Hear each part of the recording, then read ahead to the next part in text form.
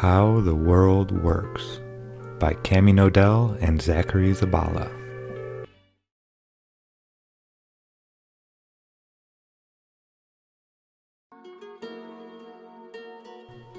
The gyroscope and the magnet.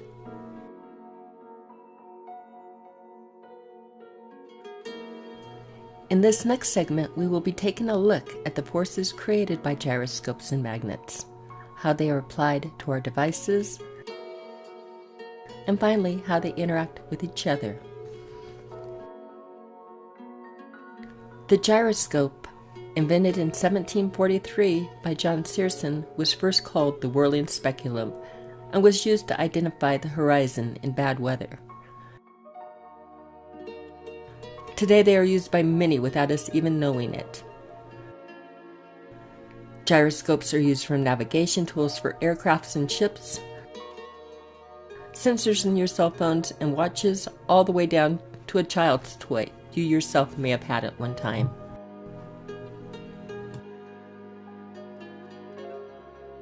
The special property they possess is that once spinning fast enough, the gyroscope will obtain its rigidity in space.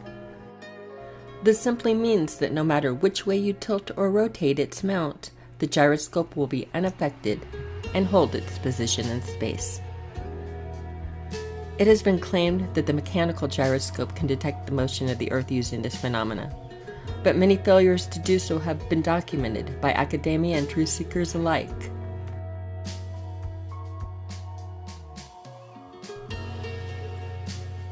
In a version of Popular Astronomy from 1922, we found this by M.C. Mott Smith. One must often wonder whether the authors of these texts really ever performed the experiments they describe.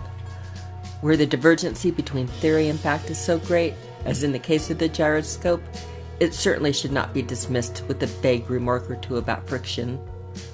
While the theorist may care little about it, the practical man naturally wants to know why the actual gyroscope behaves as it does. The more sensitive fiber optic and ring laser gyros do detect a motion, but we are not certain what causes this phenomenon. The magnet. Like electricity, magnetism holds many secrets we have not yet uncovered. What we do know is that every magnet produces a magnetic field, which can affect the world around it in many ways. Magnets, which interact with many metals, are used much more than gyroscopes, and are no stranger to most of us.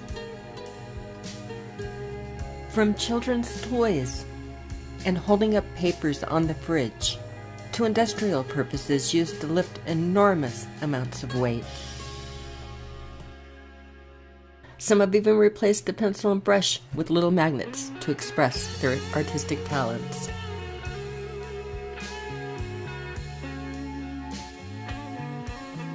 The uses for magnets are endless, and we still haven't fully unlocked all of its secrets.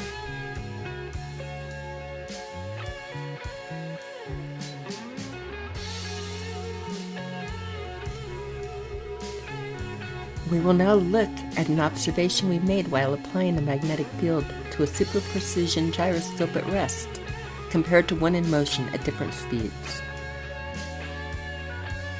When we hold a magnet near the motionless gyroscope, you can see there is a slight attraction only when one of the poles of a strong magnet is facing it. This is unusual, as brass and aluminum aren't magnetic in nature.